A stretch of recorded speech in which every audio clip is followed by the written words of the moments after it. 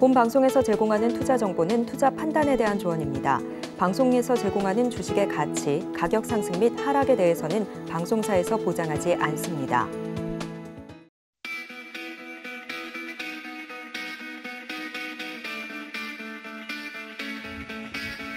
안녕하세요. 오늘도 고수익 작전 타임 시작해 보도록 하겠습니다. 저는 진행을 맡은 이혜은이고요. 자, 간밤 미 증시 혼조세로 마무리를 했습니다. 전일장에 비해서는 조금 나은 모습 보여주긴 했습니다만 파월 의장의 하원 청문회에서도 역시 전일 상원 청문회에서 이야기했던 것과 비슷한 논조로 이야기를 이어갔고요.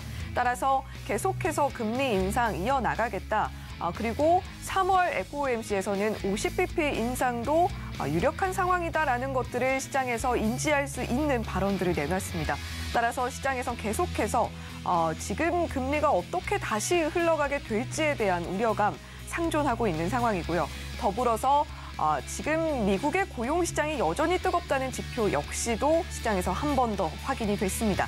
자, 따라서 오늘 우리 시장 어떻게 흘러가게 될지 더불어서 오늘 이번 주 초반부터 이야기했던 선물과 옵션의 동시 만기를 맞이하고 있는 국내 시장이기 때문에 더욱더 고수익 작전 타임 꼭 챙겨보시면서 고수익 작전까지 장전 전략 세워보셨으면 좋겠습니다. 자, 그러면 오늘도 첫 번째로 이야기 나눠볼 분과 인사 나눠보도록 할게요. SC 글로벌 센터의 김선규 소장님과 함께 이야기 나눠보도록 하겠습니다. 소장님 어서 오세요. 안녕하세요. 네, 소장님 요즘 참 시장이 흐름이 참 어렵습니다. 네, 이런 이야기로 좀 문을 열어봤는데 자, 일단은 파월 의장의 발언을 좀 짚어봐야 될 것 같아요. 분명한 빅스텝을 시사를 한 상황이고 사실 시장에서는 파월 의장이 이제 디스인플레이션으로 접어들었다라는 이야기를 했기 때문에 조금 반등이 나왔던 부분이 있었는데 또 이렇게 말이 좀 바뀌었어요. 네. 자, 지금 파월 의장이 빅스텝을 시사했다는 내용 어떻게 좀 이해를 해야 될까? 우리가 좀 복잡한 심정입니다. 네. 소장님은 어떻게 보시나요? 일단 첫 번째로 저번에도 늘 말씀드렸지만 첫째, 파월 의장이 샴페인을 일찍 터뜨렸다. 네. 말씀을 드렸어요. 그렇죠. 근데 그게 지금 정말 현실이 됐다라고 보시면 되고요. 일단 중요한 거는 파월 의장이 어제 오늘 이틀 해가지고서 상원과 하원 의원 이쪽에서 계속 그 발언을 나아갔는데 문제는 여기에서 그 상원 증언에서 즉 어제 있었던 상원 증언이 정말 문제가 됐는데 여기에서 그동안에 했던 것보다 더 빠른 속도로 강하게 금리 인상을 할 수 있다라는 이런 발언을 했기 때문에 이로 인해 가지고 그동안에 있었던 증시가 무너졌습니다. 네. 사실 지금 현재 미국 증시 그 자리를 보시게 되면요. 굉장히 변곡점 라인이거든요. 그래서 여기서 더 올라갈 수 있을지 없을지를 봤을 때 갑작스럽게 이 파월 의장의 발언으로 인해서 갑자기 확 꺾어졌어요. 그리고 그다음에 이제 여기 보면 이분이 그래도 디스인플레이션이라는 발언을 할 수 있었던 가장 큰 이유가 뭐냐 하면은 바로 1월에 인플레이션이 이제 지표가 꺾였기 때문인데 그런데 이것이 뭐냐면 이렇게 꺾였다 그래서 좋은 게 아니라 사실은 지금까지의 역사로 봤을 때 즉 우리가 봤을 때 가장 강한 통화주의 정책을 했던 폴 볼커 같은 경우는 이제 여기에 대해서 정말로 인플레이션이 최고치에서 절반 이상 꺾이는 시점이 아니면은 절대 이거를 금리를 낮추거나 혹은 그렇게 함부로 이야기를 하지 않았었거든요. 네. 그랬는데 지금 이거를 계속 갑자기 이렇게 일찍 디스인플레이션이라는 발언을 했기 때문에 오히려 이로 인해 가지고 우리가 잠깐의 기술적 반등이 왔다가 다시 이제 꺼졌다라고 보시면 되겠습니다. 그래서 현재 우리가 보는 거는 미국의 인플레이션의 자연적인 인플레이션율은 목표치를 보통 2%로 잡고 있거든요. 그런데 여기에 대해서 이 2%까지 하락하기 위해서는 당분간은 좀 추가 금리 인상이 필요할 수밖에 없고 또 이것이 올라간다 그러면 현재로서는 6%대 혹은 그 이상까지도 이제는 금리를 올려야 된다라고 지금 이렇게 목표 기준금리 상향을 시사를 하고 있습니다. 네. 그렇기 때문에 여기에서 이로 인해 이제 3월에 FOMC 이제 다다음 주 정도 되겠네요. 21일, 22일인데 그때에 나올 이 FOMC에서의 빅스텝 인상 가능성이 이전에는 30% 미만이었다 그러면 지금은 50% 이상 혹은 이제 70%까지는 이제 상승을 했다라고 보시면 되겠습니다. 네.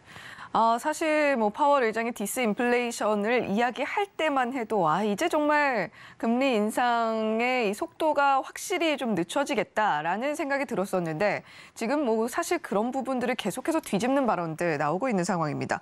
자, 그렇다면 파월 연준 의장의 상원 그리고 하원에서의 발언 이후에 증시 상황도 좀 짚어봐야겠고요. 그리고 달러 인덱스는 어떻게 되는지도 좀 궁금합니다. 네, 지금 보시면은 미 증시가 어제까지는 일제히 급락했고, 그다음 오늘은 굉장히 그 혼조세를 보였습니다. 지금 다우는 떨어졌는데 나스닥하고 S&P 500은 오히려 지금 기술주들의 반등이 지금 들어왔고요. 네. 그다음 저가 매수세가 들어왔기 때문에 상당히 여기에 비해서는 조금 다른 모습 보여주고 있고, 그다음에 지금 더 큰 문제는 나스닥이 1.25%, 그다음 S&P 500이 1.53% 하락을 했었던 게 이게 이제 어제 모습이고요. 네. 그래서 이렇게까지 떨어졌다가 다시 이제 오늘은 조금 반등이 들어온 모습입니다. 단 여기에서 봐야 되는 건 뭐냐면은 그 지금까지 해가지고서는 굉장히 이 1월부터 해가지고 저가 매수세가 기술주를 중심으로 해가지고 들어오고 있고, 네. 그다음에 또 이제 그 IT라든가 혹은 이제 반도체 부문에서도 서서히 저가 매수세가 들어오고 있기 때문에 이 부분을 봤을 때는 현재 손바뀜이 일어나고 있다라고 저는 일단 그렇게 보고 있고요. 네. 단 여기보다는 이제 조금 더 다른 분야, 쉽게 얘기해가지고 지난번에 말씀드렸던 보험이라든가 아니면 헬스케어 쪽으로 해가지고서 현재 미국은 이 자금들이 딱 그쪽으로 몰리고 있는 현상을 보이고 있습니다. 그리고 여기에서 봤을 때는 원달러 환율이 그 이로 인해서 22원 급등을 해가지고 1,322원에 이제 마감을 했다가 지금 여기에서 조금 그래도 크게 문제는 없는 걸로 보이고요. 약간은 네. 조금 진정이 된 걸로 보이는데 달러 인덱스가 지금 현재 105.7대까지 올라가가지고 이제는 그렇게 상승 마감한 상황에서 계속 이 높은 강달러를 계속 보유하고 네. 그리고 이제 그 자리를 유지할 것이다라고 보고 있습니다. 그래서 이제 여기에 봤을 때는 국내 증시 같은 경우도 어제는 이 코스피가 생각보다 많이 흔들린 데 비해서 그렇죠. 코스닥은 이 2차 전지에 대한 소재주라든가 이런 부분들이 오히려 좀 더 받쳐줬기 때문에 상대적으로 이 선방을 하였던 그런 모습을 보여주고 있다고 보시면 되겠습니다. 네. 자, 지금 뭐 우리 시장도 함께 조금씩 출렁이는 모습 보여주고 있습니다만 그럼에도 코스닥에서는 2차 전지가 좀 버텨주고 있는 상황이고 앞서서 보셨듯이 사실 잠시 좀 착각을 했습니다. 빨간불이 들어오면 국내 증시에서는 상승이기 때문에 네. 전반적으로 상승을 했나라는 생각이 들 수도 있지만 미국 시장에서는 빨간불이 또 하락을 의미하기 때문에 전반적으로 하락하는 모습들 살펴볼 수가 있었습니다. 자, 그렇다면 이렇게 미국의 장단기 금리 역전 현상이 나타나고 있는데 42년 만에 최대 수준이라고 해요. 자, 네. 이게 우리가 볼커 연준 의장 당시랑 또 시장의 공통점을 좀 비교를 해봐야 될 것 같은데 이렇게 장단기 금리가 역전되는 상황에서 그 당시와 또 지금의 상황은 어떻게 좀 다른가 이것도 좀 짚어봐야 될 것 같습니다. 중요한 이야기를 해주셨는데요. 지금 그 통화주의라 그러죠. 모네터리즘이라 그러는데 즉 우리가 이 금리를 가지고서 결국은 이런 스태그플레이션 같은 것을 잡아야지만 잡을 수 있다는 게 네. 1980년대에 볼커 의장이 보였던 정책이죠. 근데 문제는 뭐냐면 이 정책의 부작용이 뭐냐면 상당히 많은 그 자동적인 부실 채권들의 구조조정, 쉽게 얘기해서 굉장히 많은 분들이 실업률이 높아진다라든가 이런 네. 그 상당한 부작용들이 생긴다는 거죠. 그래서 여기를 봤을 때 현재 2년물 국채 수익률이 5%를 돌파한 상황이고 그다음에 현재 10년물하고 2년물의 장단기 금리 역전, 정확히 금리도 있지만은 현재 여기에 대한 수익률의 역전이 굉장히 지금 큰 문제가 되고 이게 지금 현재 1년 이상 이렇게 끌었다라는 게 굉장히 큰 문제가 되고 있습니다. 여기 이 자료가 뭐냐면 이제 나스닥 홈페이지가 있어요. 거기 보면 네. 데이터 링크라는 그 분야가 있는데 거기에 데이터 링크에서 현재 2년물, 5년물, 10년물 이 세 개의 그 채권의 그 금리 관련된 겁니다. 이거는 국채 수익률이기도 한데 이건 이제 그 부분에 대한 얘기를 하고 있는 건데요. 네. 중요한 거는 여기에 이제 빨간 게 2년물, 이제 단기죠. 그 다음에 가운데 있는 게 이제 5년물, 그 다음 밑에 녹색이 여기 이제 그 10년물의 금리가 되겠습니다. 네, 여기에 보시게 되면 이렇게 해가지고 역전이 된 상태에서 지금까지 거의 뭐 한 1년 이상을 이렇게 끌어왔다라는 게 굉장히 큰 문제가 되는 거죠. 그렇죠. 그럼 이렇게 됐을 때 이 부분을 어떻게 해결할 것이냐가 가장 큰 이슈가 되는 거고, 그럼 이걸 하기 위해서는 결국은 이제 통화 정책에 따르면은 결국은 우리는 금리 인상을 할 수밖에 없는, 그리고 당분간은 더 금리가 올라갈 수밖에 없는 상황에 와 있는 거죠. 그럼 여기에 대해서 그럼 오늘의 국채 수익률을 보게 되면은 이게 이 부분은 현재는 이제 보시면 미국 2년물이 지금 5%가 지금 넘어갔잖아요. 네. 그래서 지금 미국 그다음에 10년물 같은 경우는 아직 4%를 거의 육박하고 있는 수준이다. 즉 아직 이제는 어느 정도는 그 10년물 국채하고 2년물의 장단기 그 금리 역전이 이렇게 해가지고 계속 가고 있다 그러면은 이 부분으로 봤을 때는 당분간은 우리가 조금은 경기 침체에 대한 이 시그널이 계속 떠 있는 거죠. 그러니까 시그널은 떠 있는데 네. 고용이 너무 좋으니까 이거를 억지로 꾸역꾸역 끌고 가고 있다라는 그런 느낌을 이제 보셔야 되는 거예요. 그러다 보니까 이 미국채가 이렇게 해가지고 갔을 때는 경기 침체 우려는 자꾸 커지고 있는 가운데 도대체 경기 침체가 언제 오는 거냐라는 그런 이야기들이 자꾸 나오고 있는 상황이 계속해서 불안합니다. 그렇죠. 그러니까 고용이 좋으니까 당연히 그런 얘기가 나올 수밖에 없는 거죠. 그리고 고용이 좋으면은 지금은 아이러니한 것이 유가를 잡았잖아요. 네. 유가를 이제 어느 정도 박스권으로 잡았고 자이언트 스텝으로 최대한 잡은 상태에서 여기에서 이제는 금리를 올렸을 때는 정말로 볼커 시대하고 똑같은 상황이 나온다는 겁니다. 네. 자, 그럼 폴 볼커가 어떻게 했었느냐? 79년도에 이제 그때 당시에 취임을 하고 난 다음에 이분이 어떻게 했냐면 취임하고 2개월 만에 긴급 FOMC를 열었습니다. 그러고 어떻게 됐느냐? 거기에서 11.5%였던 기준금리를 4%로 올려가지고 4% 올렸어요. 4%. 네, 한 번에요. 한 번에. 와. 그러니까 25bp가 아니고 400bp 끌어올린 거예요. 네. 그렇게 해가지고 15.5%까지 끌어올린 것부터 시작을 해서 그때부터 해가지고 대략 4년, 1983년도까지 해가지고 대략 4년 정도를 굉장한 고금리 정책으로 끌고 갔습니다. 그때만 하더라도 정기 FOMC에서는 월 1%씩 올렸고요. 거의 100bp씩 올렸고. 네. 그다음에 최고로 올라갔을 때는 22bp까지 올라갔던 이력이 있어요. 자, 그래서 이게 이제 프레드, 즉 연준, 샌루이스에 있는 연준의 그 자료, 데이터뱅크에서 나온 자료인데 이걸 보시게 되면은 저쪽에 제일 높은 데 있죠. 네. 저기 제일 이쪽이군요. 피크를 찍었던데 여기가 22% 찍었던 데가 바로 저기예요. 네. 예, 그리고 그때부터 해가지고 그 전만 하더라도 15%까지 올라갔던 요 자리가 거의 볼커가 처음에 올라와가지고 긴급 FOMC를 했던 자리고, 예, 그쪽이죠. 그리고 나가지고 올라갔다가 1983년도가 되고 난 이후에야 그때가 되었을 때 이제 비로소 인플레이션이 절반으로 꺾였습니다. 그때 당시에. 그리고 나서야 이제 서서히 금리를 낮추는 그런 상황이 왔기 때문에 결국은 그때의 통화주의적 정책으로 봤을 때는 앞으로 상당히 그 경기 침체도 오겠지만은 여기에서 이제 우리가 그 연준이 결단을 해야 될 지금 상황이 왔다고 보시면 되겠습니다. 네. 자, 지금 과연 폴 볼커 시대에 선택을 하게 될 것이냐 아니면 이번에 또 새로운 역사를 쓰게 될 것이냐 그 기점에 놓여 있는 것 같은데 네. 그렇다면 소장님께 살짝 여쭤보도록 하겠습니다. 지금 연준이 어떤 선택을 하게 될 것 같은가요? 지금 연준은 굉장히 어려운 상황에 와 있습니다. 사실. 네. 첫 번째로 이유가 뭐냐면은 연준이 신뢰를 많이 잃었어요. 그렇죠. 두 번 신뢰를 잃었어요, 지금. 네, 양측의 소년이라는 이야기까지 나오고 그렇죠. 있으니까요. 그러니까 얼마 전까지만 하더라도 이제 또 몇 년 전에 그때 당시에 뭐라 그랬냐면 우리가 유동성 잡을 수 있어요라고 했는데 거기서 잡는 타임 그때 당시에 금리를 좀 더 강하게 때렸으면은 즉 그것도 파운딩을 해가지고 좀 더 눌렀다면은 지금 같은 이런 인플레이션이 안 나올 수도 있었는데, 네. 근데 그때 당시에 눈치를 보느라 이거를 못했죠. 그러다 보니까 결국은 그때 이후로 지금의 이런 강한 인플레이션이 나왔던 거고, 그다음 두 번째로 지금 이번에 또 디스인플레이션이란 말을 또 갑자기 얘기를 하는 바람에 네. 지금 이 두 번에 걸쳐가지고 연준 신뢰를 너무 많이 잃었습니다. 그래서 이걸 어떻게 만날지가 지금 중요한데, 그럼 여기에서 빅스텝만 가지고 되겠느냐 그랬을 땐 그건 아니거든요.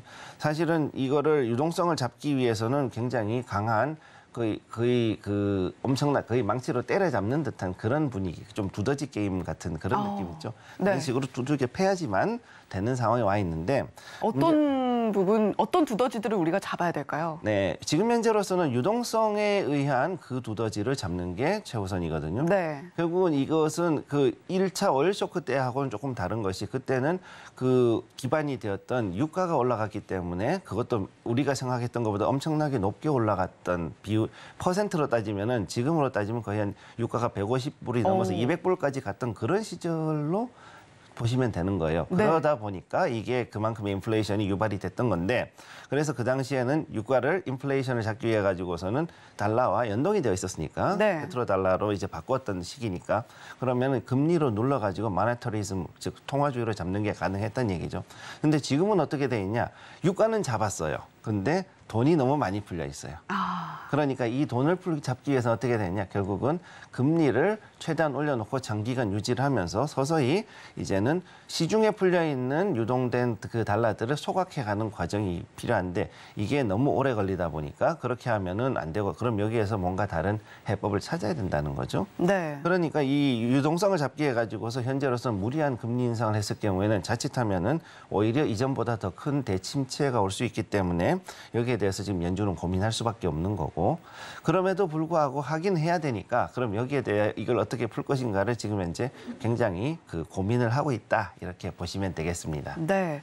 자, 그렇다면 지금 뭐 미국 금리의 상단을 김성규 소장님은 어느 정도로 좀 잡고 계신가요? 저는 지금까지 해가지고서는 5.5% 정도라고 봤는데 네. 지금 이렇게 해가지고 그 연준이 자꾸 이렇게 해가지고서 그 잡는 그 인플레이션을 잡는 그 시기를 자꾸 실기하니까 요거에 대해서는 어쩌면 올라가가지고 저는 일단 여기서 1% 정도 올라가서 6.5%까지는 가야지만 현재 상태에서 그나마 조금 진정이 되지 이거를 완전히 잡을 수는 없다라고 보거든요. 현재로서는. 그러면 그렇게 잡으려 그러면은 현재 그 서브프라임 쪽에 있는 개인 신용이라든가 이쪽의 그쵸. 회사채들이 지금 네. 문제가 돼요. 늘 얘기를 해주셨으니까요. 네, 그러니까 그 부분들이 제로금리 이게 옛날에는 고금리였던 시절이었기 때문에 그래도 어느 정도는 이제 버틸 수 있고 다 고금리에 익숙해졌던 상황인데 지금은 제로금리로 있어서 돈을 굉장히 쉽게 빌려 쓰던 사람들이 갑자기 고금리가 되면은 네. 이거는 더 견딜 수가 없는 상황이 되는 그렇죠. 거죠. 허덕이게 될 수밖에 없죠. 네, 그런 상황이기 때문에 금리가 제가 봤을 때 6% 혹은 그 이상으로 해서 6.5%까지도 분명히 주장한 사람이 나온다는 겁니다. 네. 그래서 이 부분은 우리가 좀 더 그 조심해서 지켜봐야 되는 거죠. 사실 지금 굉장히 복잡한 셈법이 적용될 수밖에 없는 그런 상황인 것 같습니다. 단순히 그냥 금리를 올린다고만 해서 끝날 문제가 아니기 때문에 가장 시급한 것은 유동성을 어떻게 회수를 할 것이냐. 이 부분에 지금 연준의 고민에 초점이 맞춰져 있다라는 이야기 해주셨는데 김성규 소장님은 또 이런 이야기를 해주셨어요. 금리의 상단 일단은 지금 연준의 스탠스로 볼 때는 6.5%까지도 좀 지켜봐야 되는 상황이다라는 이야기 해주셨는데 자 그렇게 된다고 한다면 한미 금리 차는 더욱더 커질 수밖에 없는 상황이잖아요. 네. 사실 지난 한은 금통위에서 금리를 우리가 좀 선제적으로 올렸어야 되는 게 아닌가라는 의견들도 좀 있었던 걸로 알고 있는데 자 김성규 소장님께서는 금통위의 4월 결정이 어떻게 나올 거라고 좀 보고 계신가요? 저는 지금 반반이라고 보고 있는데 동결이거나 올리더라도 베이비 스텝으로 25bp만 올릴 가능성이 높다라고 저는 그렇게 보고 있습니다. 네. 이 부분은 한미 금리 차는 더 벌어질 수 있다고 보고 있고요. 그럼에도 불구하고 이걸 하는 가장 큰 이유가 뭐냐면은 갑작스럽게 너무 올리면 첫째 우리 경기에 너무 문제가 됩니다. 특히 네. 한국은 그 소비 중심이 아니라 이 제조업 중심으로 해가지고서는 가공무역 국가다 보니까 그렇죠. 그러다 보니까 금리를 인상할 경우에는 이것이 경기 침체에 바로 직결해가지고 그 더욱더 그 경기의 지표가 안 좋아지는 그런 일이 벌어지죠. 그래서 당분간 이제 우리가 해야 될 건 뭐냐면 오히려 조금 더 이거는 그 경제보다는 외교 부문이 좀 더 움직여야 되는데 미국과 중국의 그 외교 이 부분 두 나라한테 우리가 직접 가서 외교하고 그다음 협력이 중요한 시점이니까 지금 현재로서는 외교부가 굉장히 좀 힘든 상황에 있다고 보시면 됩니다. 그러네요. 예, 그래서 한국은행이 현재는 금리차가 벌어지더라도 단기간은 금리 역전을 용인할 거라고 이미 작년부터 해서 이창용 총재님은 그렇게 얘기를 했어요. 그 입장을 작년에 공식적으로 발표를 했었기 때문에 네. 이로 인해서 제가 봤을 때는 이 정도의 금리 인사, 장단기 금리 차를 용인하더라도 분명히 여기에서는 미국이 한계를 가질 수밖에 없다라고 보는 근거가 있는 겁니다. 그렇게 되는 거고. 또 지금 아까도 말씀드렸지만 현재 미국이 이미 서브프라임으로 있는 즉 일반적인 서민이라든가 아니면 이민자 그다음에 개인 사업자들이 즉 신용 점수가 낮은 사람들이 이용하는 현금 위주의 어떤 그 경제가 있잖아요. 네. 그럼 이 서브프라임의 개인 신용하고 그다음 회사채 물량이 굉장히 지금 위험한 수준까지 올라갔고 실제로 지난번에도 잠깐 말씀드렸지만 그렇죠. 그 자동차 캐피탈 중에 서브프라임 캐피탈 업체가 이제 문을 닫았어요. 그러니까 그게 나왔다 그러면 이제 조금 네. 있으면 뭐가 터지냐면 신용카드가 터지는 거죠. 자동차 신용카드 순이군요. 네, 지금 왜냐하면은 자동차는 당장 써야 되지만은 그 다음에 이제 신용카드 같은 경우는 그래도 못해도 90일까지는 어떻게든 연체를 버틸 수 있으니까 네. 그렇게 되는 거죠. 단 여기서 문제가 되는 건 뭐냐면은 이것들이 터졌을 때는 연쇄적으로 계속해가지고 터져가지고 이게 서서히 위로 올라가 이제. 멀쩡하던 중산층들 그 위쪽이 이제 영향을 받는다는 겁니다. 그런 부분들 때문에 이게 문제가 되는 거고 그래서 이 추이를 당분간은 지켜봐야 되는 상황이다라고 저는 일단 그렇게 보고 있습니다. 그래서 제가 보는 관점에서는 이 지금 현재 파월 의장이 생각보다는 폴 볼커 같이 그렇게 뭐 무섭게 뭐 간다고는 저는 보지 않거든요. 네. 그때는 정말로 그 FOMC 열리는 게 겁난다는 사람들이 너무 많았어요. 그때는. 그랬을 것 같아요. 이번에는 얼마나 올리려고 그러나 저 사람 그래놓고 그때 네. 그때 나왔던 유행어가 뭐냐면은 그 볼커가 자기 키만큼 금리를 올려놨다라는 말. 그 사람이 그 키가 한 6피트 8인치 정도 되거든요. 그러니까 2m가 넘어갔거든요. 그 사람은. 농구 선수급인데 그렇게 볼커가 자기 키만큼 금리를 올려놨어 뭐 이런 얘기를 했단 말이죠. 파월 의장도 키가 작지는 않잖아요. 네, 그렇긴 하죠. 근데 이분은 이제 근데 중요한 건 이분은 변호사 출신이다 보니까 네. 아무래도 좀 그 금융을 하셨던 분들하고는 좀 생각이 다른 것 같아요. 네. 그래서 이런 걸로 봤을 때 연준의 금리 인상은 일단 오래 갈 수는 없다라고 보고 있고 단 상승은 멈추고서는 장기간 그 상태에서 유지를 하는 것이 결국 기조가 되지 않을까 저는 일단 그렇게 보고 있습니다. 네. 지금 뭐 미국은 금리를 어떻게든 올려서 유동성을 최대한 회수를 해야 되는 상황이고 우리나라 같은 경우에는 미국의 경제와는 조금은 구조가 다르기 때문에 한은의 셈법도 상당히 복잡해질 수밖에 없는 그런 상황이 이어지고 있는 형국입니다. 우리 한은이 과연 4월에 어떤 선택을 하게 될지 굉장히 궁금해지는데 자 그렇다면 김성규 소장님께 한 가지만 좀 더 여쭤볼게요. 네.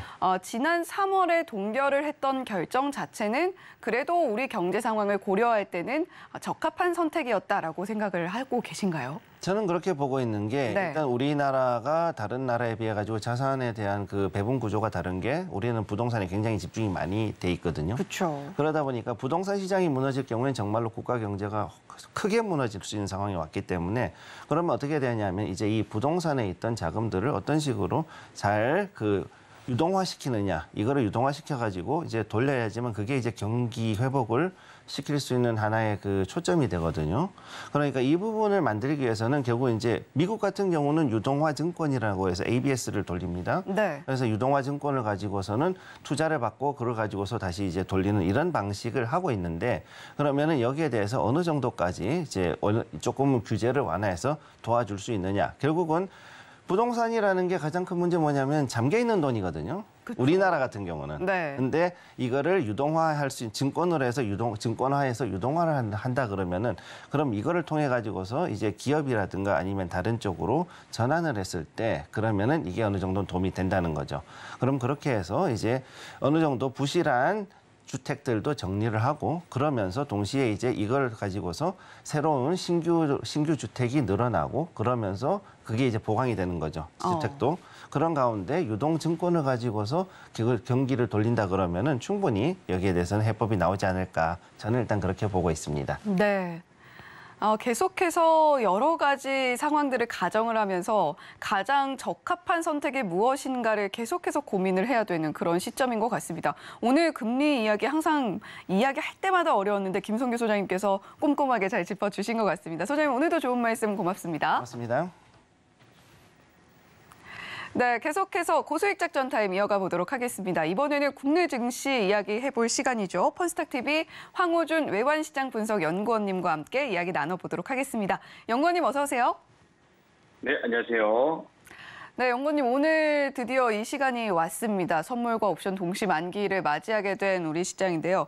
자, 일단 어제 시장을 좀 복기를 해봐야 되겠고 오늘 시장 전망도 좀 짚어봐야 될 텐데 어떻게 보시나요? 네, 일단 내마녀의 날이라고 해가지고 예전만큼 이 영향력이 많이 끼치지는 않습니다. 앞서 나왔던 주제처럼 이 폴 볼커 그리고 연준의 그 파월의 입장에 따라서 우리나라 증시가 상당히 많이 영향을 끼치던 것도 이제 어느 정도 양측이 순환 파월이 되게 버려가지고 그리고 선물 옵션 만기 다시 말해서 예전에 우리나라 증시를 많이 움직였던 부분들은 이제 크게 영향 없이 오히려 잘 스무스하게 넘기기만 하면 이게 발돋움할 수 있는 받침대가 될 수 있는 그러한 상황이라고 보고 있습니다. 네, 선물과 옵션 동시 만기일에 대해서 사실 오늘뿐만이 아니라 이번 주 초반부터 이야기를 해주셨던 연구원님이셨는데, 자, 그렇다면 지금 어제 시장에서 우리가 상승했던 섹터들도 한번 다시 좀 복귀를 해봐야 될 것 같아요. 어제 시장 한 번 더 짚어주시죠. 네, 전일 우리나라 증시 하락으로 마감을 했죠. 마이너스 1.29% 하락을 했고 2,431포인트로 마감이 되었습니다. 기존에는 이 정도의 낙폭을 보여주면은 장 초반에요. 오후장에 들어서 상승을 전환시키는 경우가 많았는데 전일은 조금 많이 달랐습니다. 일단 선물 옵션 동시 만기일인 내마녀의 날을 앞두고 소극적인 투자자가 이어져서 그런 것이었을까요? 오늘장 열어봐야 알겠지만은 이 전일장 또한 엄청난 테마의 춘추 전국 시대였습니다. 상승 종목이 하락하는 종목 대비 약 4배 정도 수준이었습니다. 엄청 적었죠, 상승하는 종목들이. 그럼에도 불구하고 피부에 와닿는 하락은 그 정도로 빠졌었나 하는 착각이 들 정도였으니까 말이죠. 이 전일장 원전, 저출산, 반도체 로봇, 이 관련주들이 상당히 상승이 눈에 띄었습니다. 장중에 계속해서 특정 섹터의 호재성 기사들이 상당히 많이 쏟아져가지고 그중에 오늘 주목해야 될 부분은 저는 반도체 기업의 세액 공제 확대 소식이라고 보고 있습니다. 이 16일 기재위에서는 이 조세소위에서 반도체 특별법을 통과시킨 후에 3월 임시국회에서 합의를 하기로 하였다라는 골자의 소식인데 이 3월 본회의는 23일 그리고 30일 열리게 됩니다. 얼마 남지 않았어요.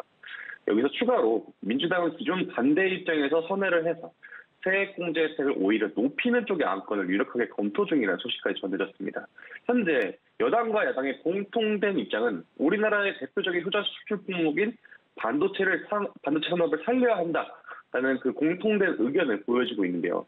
현재 정부의 반도체 시설 투자에 대한 기본 공제율은 대기업은 8%에서 15%로 중소기업은 16%에서 25%까지 높이는 것으로 이번 법안이 통과가 되기만 한다면 올해 한시적으로 4%의 신규 투자 추가 공제율을 10%로 늘려주기 때문에 최대치로 받게 된다면 25%에서 35%의 세액 공제 효과가 생기게 됩니다.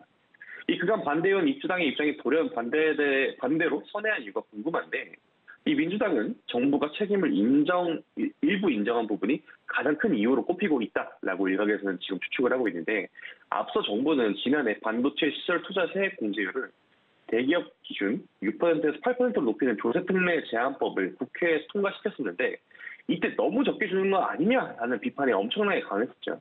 이에 따라서 윤석열 대통령이 직접 재검토를 지시해서 기재부에서 1월 3일 상향을 시켜서 개정안을 국회에 제출했었습니다. 이 부분에서 야당은 대통령 말 한마디에 법이 움직인다라는 소리가 많았습니다. 그래서 반발을 했었는데 합의 결국 실패를 해가지고 추경호 경제부총리 겸 기재부 장관이죠. 지난달 22일 사과까지 하면서 도와달라는 요청을 했었습니다. 현재 우리나라를 비롯해가지고 전 세계적으로 미국의 IRA 법안이 발동을 하게 되면서 우리나라 산업분야는 꼭 지켜야 된다라는 목소리가 커져가고 있습니다. 오죽하면 한국판 IRA 법안을 가동해야 된다는 얘기까지 나오고 있을까요?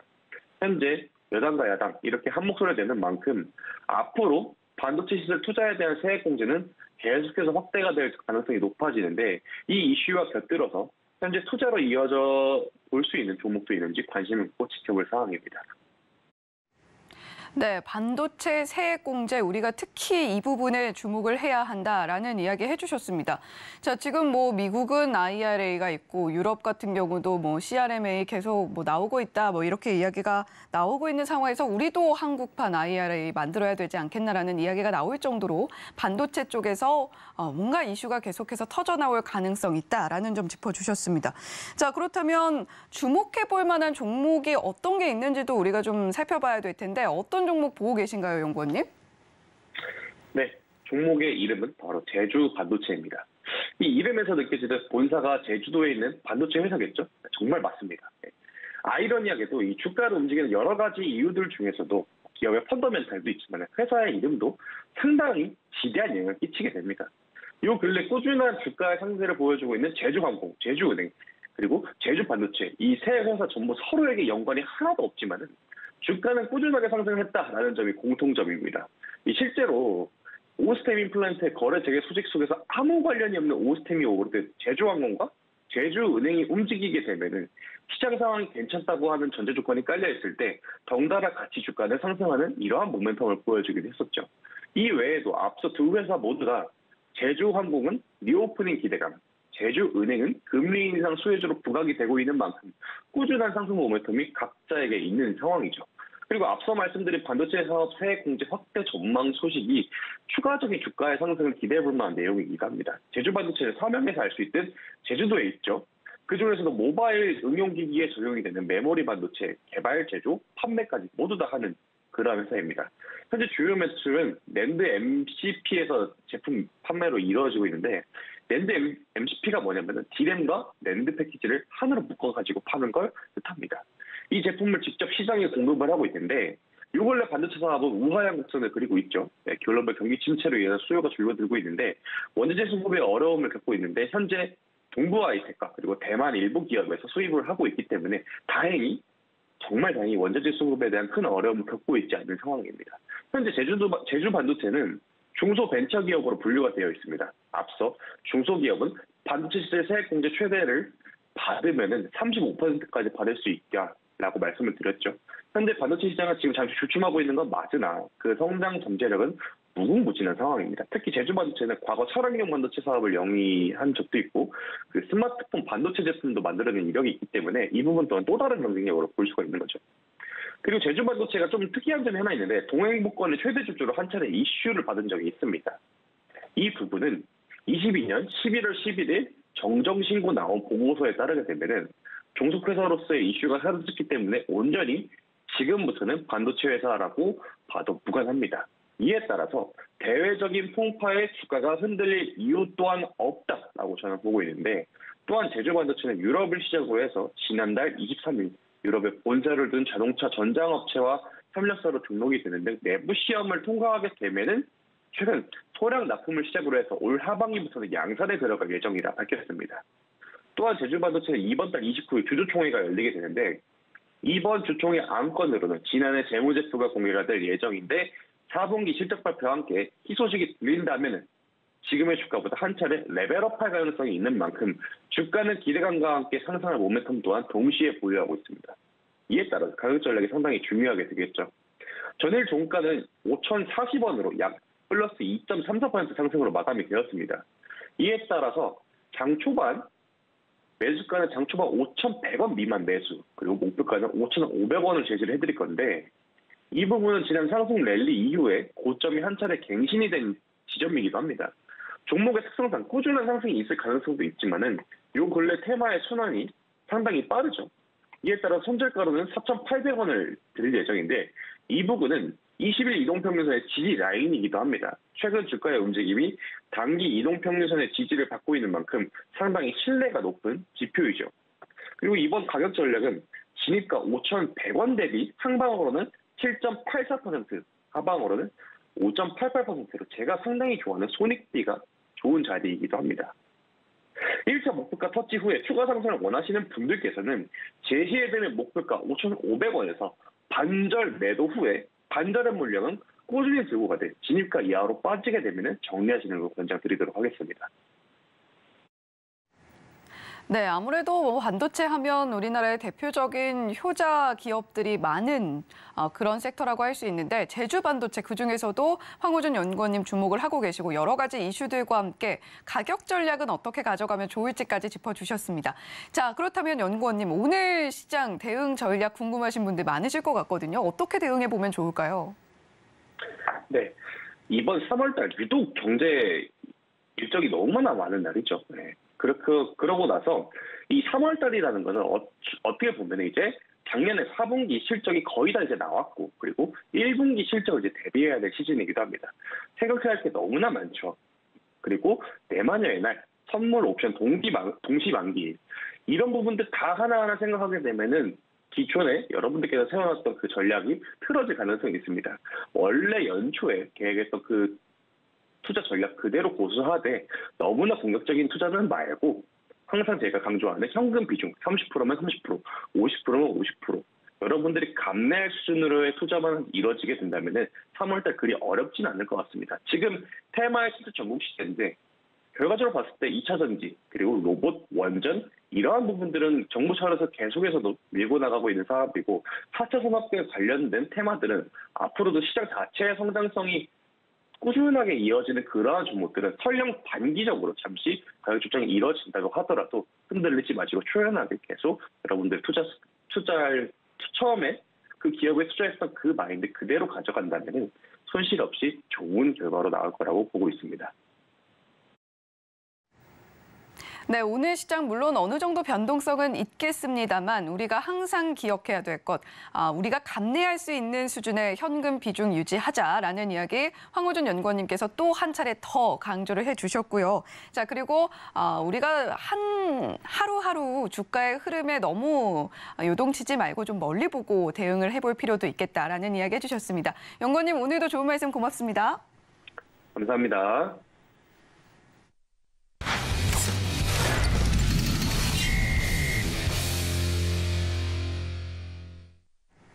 네, 고수익 작전 타임. 이번에는 글로원 파트너스의 이성웅 이사님 연결해서 이야기 나눠보도록 하겠습니다. 국내 증시 작전 꼼꼼하게 세워볼 텐데요. 이사님 어서 오세요. 네, 안녕하세요. 네, 이사님 오늘은 이렇게 또 전화로 인사드리게 됩니다. 네네. 네, 자 오늘 국내 증시 중에서도 로봇 이야기 좀 해봐야 될 것 같습니다. 지금 로봇 관련해서 정부에서 계속해서 규제 완화 이야기 나오고 있고요. 또 표준화 추진하겠다 이런 이야기들 솔솔 새어 나오고 있는데, 자 이 부분 우리가 좀 어떻게 받아들일 수 있을까요?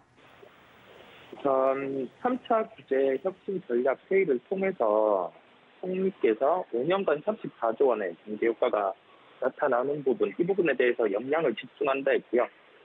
로봇 같은 경우는 부도 통행이 가능하도록 법 개정이 추진될 것으로 보입니다. 여기에서 알 수 있는 점은 뭐냐면 우선 정부 정책과 관련된 산업 같은 경우는 규제가 계속 존재를 해왔어요. 그런데 이 규제를 푸는 단계에서는 관련된 산업을 이제 본격적으로 성장시키겠다는 의지가 있다 보니까 우리가 주가가 만약 상승을 했다 하더라도 규제의 철폐 과정에서는 이와 관련된 종목들이 움직이기 마련입니다.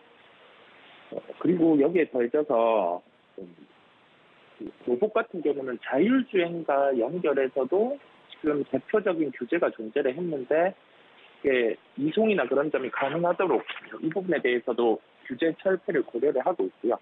그렇다고 하면은 로봇 부분과 관련해서 파생이 돼서 자율주행이라든지 아니면은 보안이라든지 이러한 종목들의 테마도 형성될 가능성이 높겠습니다. 로봇 관련된 규제 같은 경우는 도로교통법이나 지능형 로봇법 이 부분이 법제화돼서 존재를 하는데 개정을 추진하는 것으로 보이고요. 운송수단 개념에 우리가 바퀴가 달린 운송수단 또는 철도의 운송수단 이런 개념으로 묶어놓는 경우가 있었는데 이제 로봇을 추가하면서 생활 물류 운송이 가능하도록 해서 이동성을 보장하게 됩니다. 그리고 배달 로봇을 이용해서 5개 광고를 포용을 하게 되는 부분이 내년에는 또 추가가 되게 되고요. 경찰 장비로 순찰 로봇도 같은 경우는 기존에 2027년에서 2024년으로 앞당기게 될 것으로 보입니다. 그러면 우리가 일상생활에서 로봇 같은 경우가 본격적으로 쓰이게 될 것으로 보이고요. 예상된 일정 대비해서 가깝게 2024년으로 앞당겨지면서 관련된 사업을 영위하는 기업 같은 경우는 실제 우리가 예상을 한 부분보다는 상용화가 빨리 이루어질 가능성이 높습니다. 그러면 여기에서 생각할 수 있는 점은 뭐냐면 로봇과 관련된 종목들 매출이 연간으로 한 140억 정도 나오는 기업은 시가총액이 1조 5천억 원이 넘어가는 경우가 있었어요. 그리고 지금 상장을 앞두고 있는 기업 같은 경우는 매출 한 350억. 그런데 내년, 내후년에 1,000억 정도의 매출이 나올 수 있고 그런 기업 같은 경우는 시가총액의 평가도 기본적으로 2조에서 3조 정도 나타날 것으로 보입니다. 결론은 뭐냐면 첫 번째로 규제 철폐를 하는 산업 같은 경우는 비록 주가가 먼저 움직였더라도 추가적인 상승의 가능성이 높다라는 점이겠고요. 두 번째로는 실제 우리 생활에 쓰이는 단계, 이 부분의 상용화의 일정 같은 경우가 앞당겨지는 경우는 예상된 그 매출 대비해서 이익 같은 경우가 우리가 예상한 것보다 1, 2년 더 빨리 나올 수 있다는 점입니다. 네, 지금 뭐 정부에서 계속해서 로봇에 대한 규제 완화하겠다. 뭐 시작은 사실 도보의 통행을 허용하겠다. 뭐 이 부분에서 시작이 됐던 것 같아요. 자, 지금 뭐 LG전자에서는 튀김 로봇 티보 출시한다고 하고, 또 삼성전자는 보핏 이렇게 출시를 한다고 하고, 또 치킨 로봇 치봇도 나온다고 해요. 자, 지금 로봇 관련해서 영위하고 있는 사업군들, 지금 현재 사업 라인이 이미 나와 있는 로봇들 어떻게 좀 우리가 챙겨볼 수 있을까요? 앵커님, 혹시 그 네. 커피숍에 가서 그 실제 로봇이 타주는 커피 혹시 드셔보셨나요? 저 봤습니다. 저 로봇이 타주는 커피 마셔봤습니다.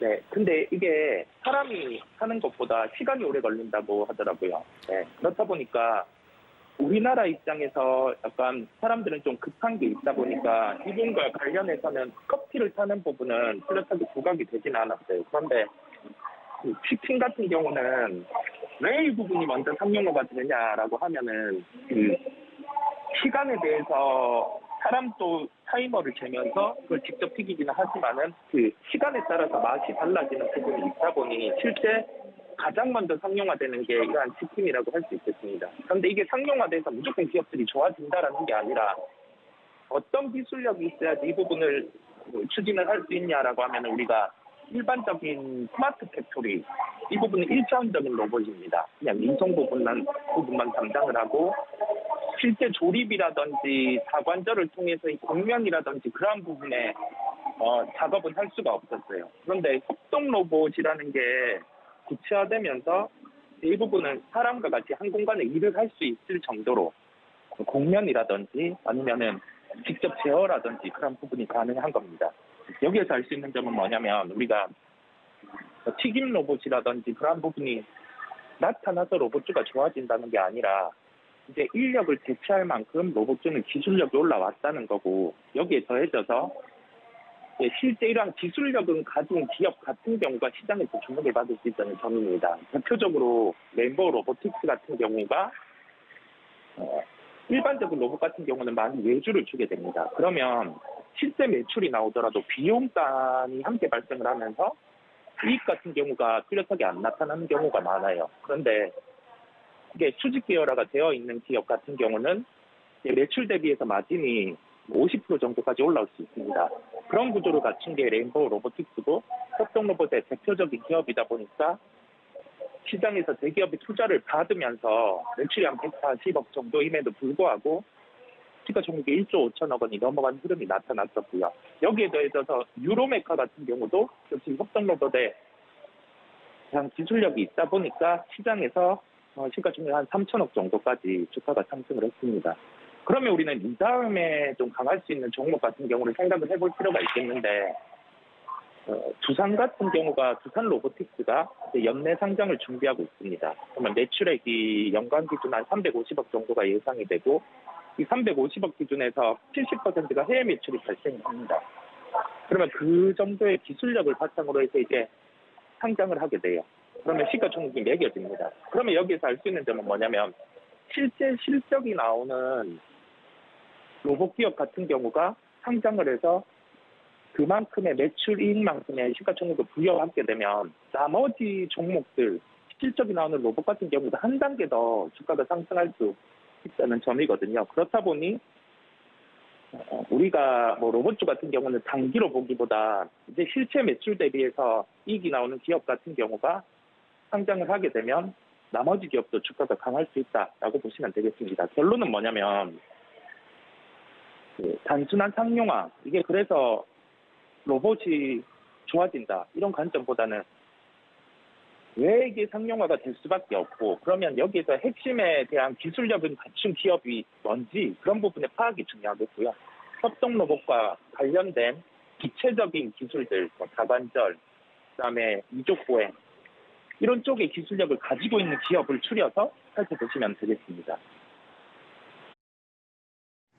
네, 로봇 관련주들 최근 들어서 상승이 크게 나오고 있습니다만 사실 뭐 이전과 비교를 했을 때는 완전히 기대감으로만 올랐다면 이제는 서서히 실적이 보이고 있는 기업들 분명히 존재하고 우리가 기술력과 실적까지도 함께 챙기면서 어느 정도까지의 주가 상승을 노려볼 수 있을 것인가를 고민해 볼 시점이다라는 이야기 해주셨습니다. 자, 로봇 관련주가 올해 들어서 약 2배 정도 주가가 급등하는 모습 보여줬거든요. 자, 우리가 그렇다면 뭐 기술력도 봐야 된다, 뭐 실적도 봐야 된다 이야기를 해주셨습니다만 구체적으로 투자를 고려할 때 어떤 부분들 체크하면서 로봇주들 선별해 나갈 수가 있을까요? 우리가 지금의 주가 수준이 어떤 수준인가 거기에 대한 고민이 필요합니다. 로봇이 좋다. 그렇게 해서 이 주가는 빠져도 사야 돼. 그렇게 해서 접근하면 대응이 쉽지 않습니다. 그렇다 보니 우리가 생각해야 될 점은 지금의 시총이 어느 정도 수준이냐, 이게 실제 상용화가 되는 단계는 언제고, 그러면 어느 정도의 실적이 나올 수 있고, 앞단의 시장의 규모는 얼마고, 그런 점을 구체적인 수치로 파악을 해야 됩니다. 그러면 우리가 로봇의 상용화가 예상된 기간은 2025년, 2026년이었어요. 이 부분의 상용화라고 하면은 인력에 대해서 노동이라든지 아니면 기타 활동을 하는 부분을 기본적으로 10% 정도를 대체할 수 있는 수준이 상용화라고 합니다. 근데 지금 그 정도의 실적이 나오는 시점을 앞당겨 와서 주가에 반영을 했단 말이죠. 그렇다 보니까 여기에서 고민할 점은 이제 뭐냐면 선택과 집중이 필요한 겁니다. 로봇 사업을 영위한다고 해서 그냥 단순히 매수를 하고 시세 차익을 바라고 그런 게 아니라 지금 여기에서 핵심적인 기술력을 가지고 있는 기업들 그쪽으로 주목을 할 필요가 있겠고 지금 시장의 중심은 협동 로봇 쪽입니다. 그러면 대표적으로 레인보우 로보틱스 시세가 낮죠. 유로메커 이런 기업 시세가 낮습니다. 그러면 이제 대기업단에서 충분히 추가 투자를 단행할 수 있는 기업이 있을 거예요. 구체적으로 협동 로봇 사업을 영위를 하거나 아니면 여기에 더해져서 로봇 산업이 크기 위해서 필요한 부품사들이 있습니다. 그런 부품사들을 체크를 해서 이런 분들 같은 경우는 충분히 대기업에서 로봇 사업을 하기 위해서는 수직 계열화가 필요하고 그러면 이런 기업들을 또 인수를 할 수 있는 게 존재를 하는 겁니다. 그렇다 보니 대표적인 기술력을 가진 기업들을 추리고 여기에서 대기업의 추가 투자가 가능한 그런 기업들을 보시면 되겠습니다.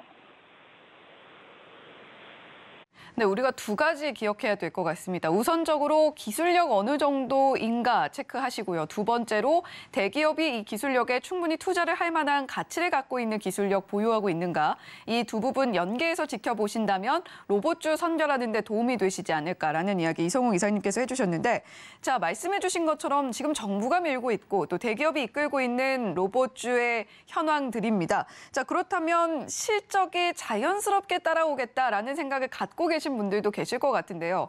자, 실적이 지금 뭐 조금씩 나아지고 있는 로봇주들입니다만 실적이 정말 눈에 띄게 보이고 또 실적을 통해서 기업을 선별할 수 있는 수준까지 오려고 한다면 어느 정도까지 좀 기다려야 될까요? 우리가 우선 성장기, 그다음에 성숙기 산업 같은 경우는 매출 대비해서 이제 이익이 나와줘야 돼요. 그런데 로봇 같은 경우를 생각해 보면 이게 도입입니다. 아직 상용화의 기간이 남아 있단 말이죠. 그러면 우리가 생각해야 될 점은 뭐냐면 당연히 투자가 필요한 거고 그러면 여기에서 이익만 짜내려고 하면은 성장이 지체가 되는 겁니다. 도입기 산업 같은 경우는 자본에 투여를 하면서도 비용이 증가함에도 불구하고 기술력을 키워놓는 게 핵심입니다. 그렇다 보니까 우리가 바라볼 점은 뭐냐면 당연히 투자 구간에서는 비용이 증가합니다. 그런데 그 비용 같은 경우가 합리적으로 매출의 증대가 나타난다고 하면 여기에서는 뭐 이 주가가 설명이 되는 거죠. 즉 결론은 뭐냐면 성장기, 성숙기 이런 산업 같은 경우는 당연히 이익을 거둬 들어야 돼요. 예를 들면 쿠팡 같은 경우가 시장에서 처음에는 비용 적자가 발생함에도 불구하고 매출액 성장에 초점을 맞췄단 말이죠. 그런데 어느 정도 산업이 자리 잡고 나면 그때는 이익을 보는 겁니다. 그렇다 보니 로봇주 같은 경우도 도입기의 산업이고 상용화의 시점이 기간이 남아있고 그렇다고 하면은 이익을 볼 게 아니라 해당 지역 같은 경우가 매출액의 성장이 어떻게 나타나는지 그 여부에 대한 주목이 필요하겠습니다. 네, 로봇 관련해서 매출이 언제쯤 증대될 것인가 이 부분에 초점을 맞추면서 우리가 지켜봐야겠다라는 이야기 해주셨습니다. 자, 이성우 이사님 오늘 로봇 관련해서 궁금했던 부분들 정말 상세하게 짚어주신 것 같습니다. 오늘도 좋은 말씀 고맙습니다. 네, 감사합니다.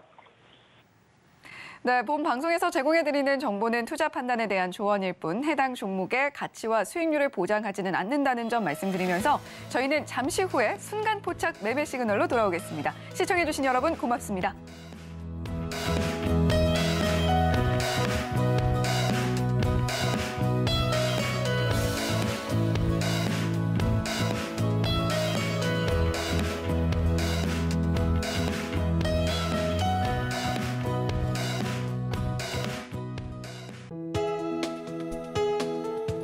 본 방송에서 제공하는 투자 정보는 투자 판단에 대한 조언입니다. 방송에서 제공하는 주식의 가치, 가격 상승 및 하락에 대해서는 방송사에서 보장하지 않습니다.